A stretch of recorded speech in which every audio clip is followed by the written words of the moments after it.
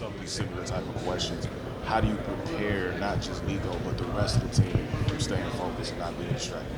I think our SID and everybody, they did a good job of just prepping them for the questions that they thought that they could hear today, and we're probably just going to have to continue with that type of treatment.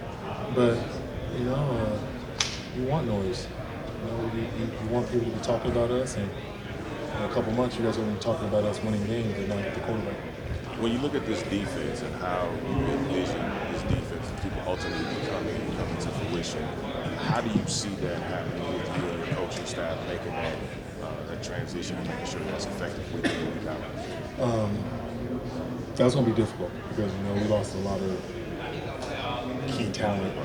A lot of guys got drafted off that defense, but some of the guys that were behind them are excited to get their opportunity.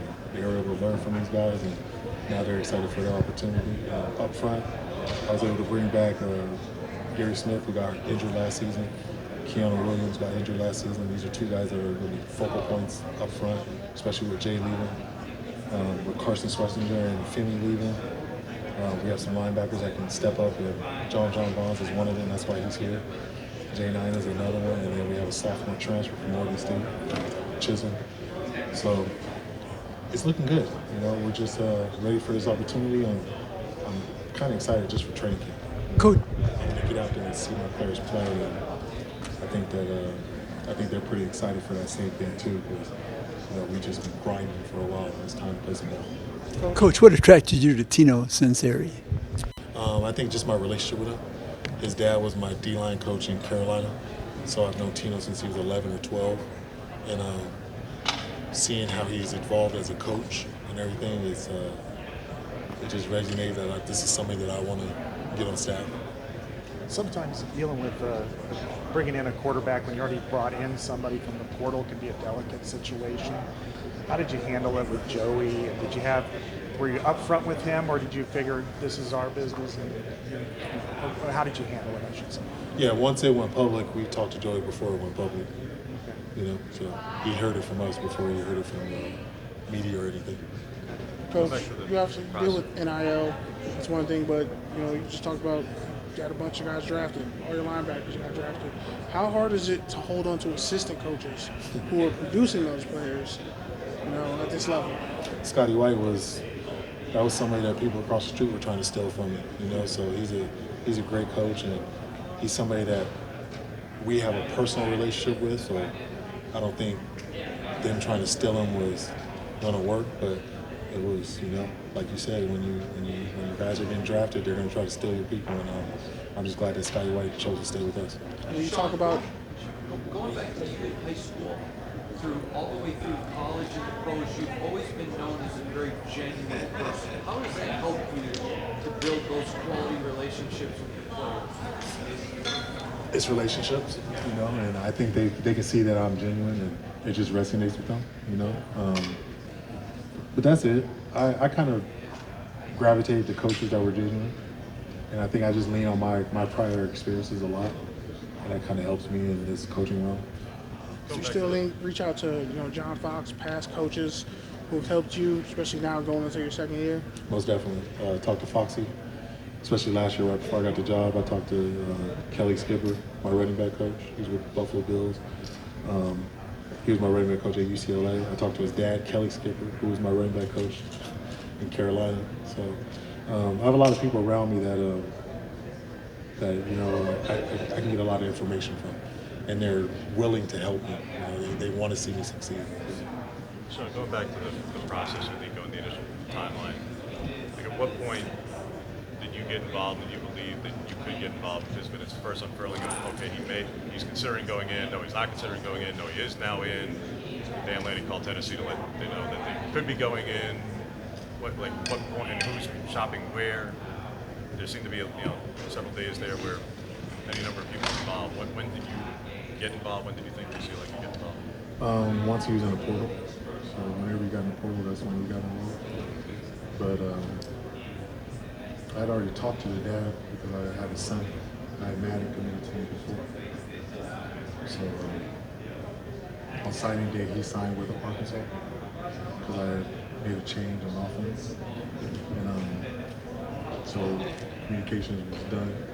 And then once he got in the portal, we were able to crank it back up and get it right. Going to the Madden, insert situation with him, not necessarily the commitment, decommitment part, but the fact that he only played one game in his high school season, tried to transfer, wasn't able to, play again.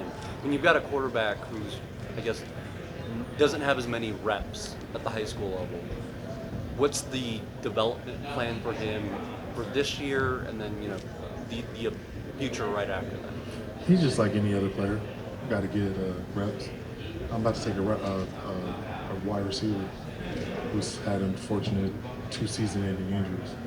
So it's the same thing. He hasn't been able to play since his sophomore season. So it's very unfortunate, but we're gonna just find ways to get him reps and continue to have him grow. And I think he has a high ceiling, and he's willing to learn and willing to work. Coach, how would you say you've changed from year 2 to year 1, and how would you say the program's changed from year 2 to year 1? This is mostly just being comfortable. Yeah. Once you get more familiar, like this, I've done this before. I've been in the Big Ten before, so all this is a bit familiar. Spring ball, we did that before. So it's completely slowed down from where it was. But every year you got to grow. There was growth with me in the press conference, and there's going to be growth with my team this season. So you'll be able to see it.